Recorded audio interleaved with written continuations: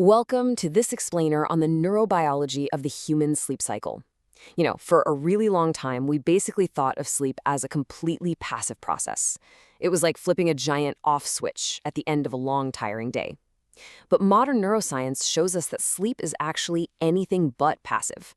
It's an incredibly active, readily reversible state of reduced responsiveness to the environment. Your brain is highly engaged the entire time, using specific regions as intricate switches and tuners to completely alter how your cortex behaves, and to strictly control what sensory information is even allowed in. So today, we're going to explore this in depth. We're going to uncover the precise physical mechanics of exactly what happens inside your head the moment the lights go out.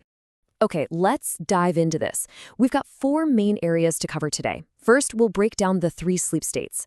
Then, we'll look at the brain's master switches, followed by the neuroscience of dreaming. And finally, we'll wrap up with the chemicals that drive sleep. Section 1, the 3 sleep states. We are looking at oscillating brain states.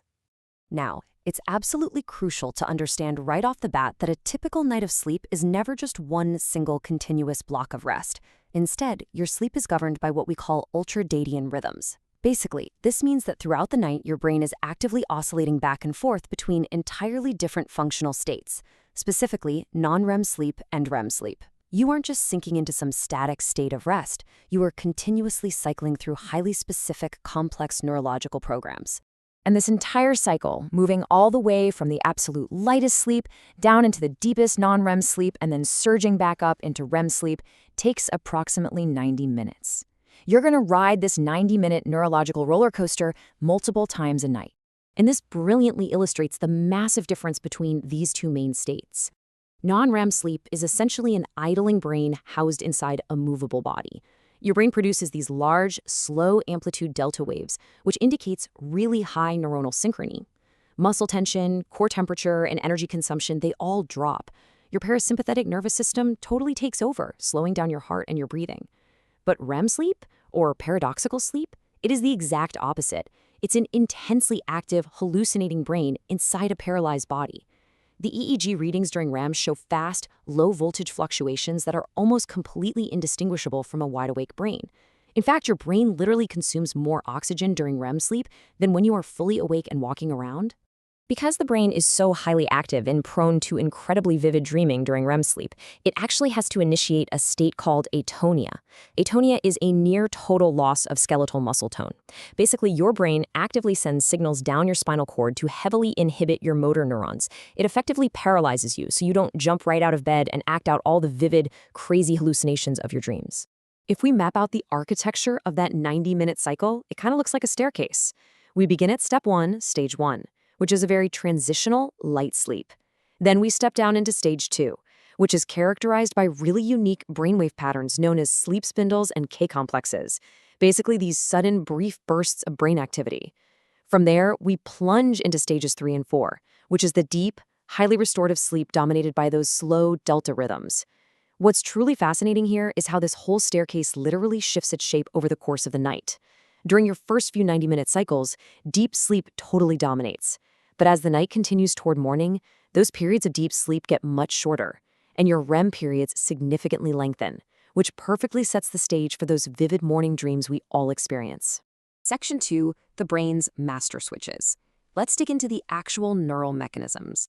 So how does the brain actually control these dramatic, massive shifts in consciousness? Well, it all comes down to diffuse modulatory neurotransmitter systems deep in the brainstem. Let's look at the wakefulness switches first.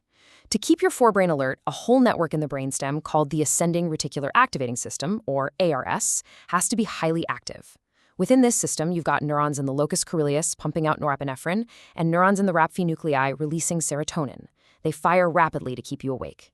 Adding to this, hypocretin, which is also known as orexin, from the lateral hypothalamus strongly excites these systems. Think of hypocretin as basically the finger holding the awake button down. It actively promotes wakefulness and forcefully inhibits REM sleep. Now, to actually fall asleep, these energetic wakefulness systems have to quiet down. The firing rates of norepinephrine and serotonin drop, and this drop triggers the lambic neurons to enter a rhythmic bursting state. Think of the thalamus as the ultimate gateway to the cortex. When it starts this rhythmic bursting, it essentially slams the gate shut, blocking the flow of incoming sensory information from the outside world. Then, to actually induce REM sleep, those wakefulness neurons drop their firing rates to almost zero. And the very moment they do, cholinergic neurons in the pons, which release acetylcholine, suddenly surge. These are our REM-on cells. Their sharp, sudden firing is exactly what induces those incredibly active, wake-like brainwaves of REM sleep. Let's move to and see how this builds into Section 3, the science of dreaming, looking closely at REM and memory. Before we get into the pure mechanics, we should probably clarify that REM sleep and dreaming are not entirely synonymous. You can actually have dreams during non-REM sleep, though they tend to be way less vivid, and REM definitely has distinct biological features that are totally unrelated to dreaming. But when it comes to those vivid, detailed REM dreams, neuroscientists Alan Hobson and Robert McCarley proposed the activation synthesis hypothesis. Basically, during REM sleep, the pons sends completely random electrical discharges up to the thalamus, which then pass right into the cortex. That is the activation part. The cortex, which is essentially your brain's primary meaning-making machine, desperately tries to synthesize all these disparate, random images and memory flashes into a sensible whole.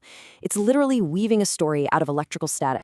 Which naturally leads to the ultimate question we've all asked ourselves over breakfast, right?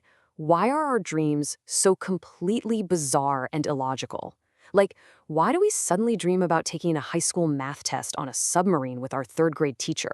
So the crucial point is found right here in the brain's cortical activity patterns during REM sleep.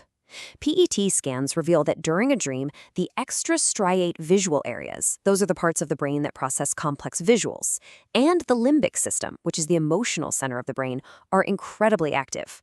However, the frontal lobes, which are entirely responsible for high-level logic, integration, and reality testing, are largely shut down. So you have this state of super high emotional and visual activation, but with absolutely no logical oversight. And that is exactly why your dreams feel intensely real and super emotional in the moment, but make absolutely zero sense when you wake up. But despite their totally bizarre nature, these REM periods are absolutely critical. Research indicates that REM sleep plays a massive role in memory consolidation. When you learn a new perceptual skill during the day, your brain actually improves upon it overnight while you sleep. Interestingly, if you are explicitly deprived of REM sleep, that overnight improvement is severely impaired. But if you are deprived of non-REM sleep, that impairment doesn't happen. REM sleep is actively optimizing your brain's software while you rest. Let's transition into our final part, Section 4, Chemicals Driving Sleep. We'll be looking at endogenous factors. We've talked a lot about the brain regions and the structural cycles, but what is the actual microscopic molecular drive that forces us to sleep in the very first place? Now, what's really interesting about this slide is the specific endogenous sleep factors. These are chemicals produced right inside your body that steadily accumulate the longer you stay awake, biologically tracking your exact need for sleep. Let's look really closely at adenosine, nitric oxide, melatonin, and interleukin-1. Adenosine is essentially your brain's internal sleep counter. As you stay awake throughout the day, extracellular levels of adenosine steadily rise. When they get high enough, adenosine actively promotes sleep by inhibiting those modulatory systems we talked about earlier, the exact ones sustaining your wakefulness. It physically slows them down. And this explains the mechanics behind the world's most popular drug, caffeine. Caffeine perfectly fits into your adenosine receptors, acting as an antagonist. It literally blocks the adenosine from binding, thereby preventing that strong sleep signal from ever reaching your brain's wakefulness centers. Working right alongside adenosine is nitric oxide, or NO. Nitric oxide levels are highest when you're awake, and they spike incredibly rapidly if you are sleep-deprived. Its main job is to promote sleep by triggering the release of even more adenosine. Then, of course, we have melatonin. Often called the Dracula of hormones, melatonin is secreted by the pineal body only when the environment darkens. It acts as a powerful environmental cue to your brain, helping to initiate and maintain all those sleep cycles we've been discussing. Finally, there's interleukin-1.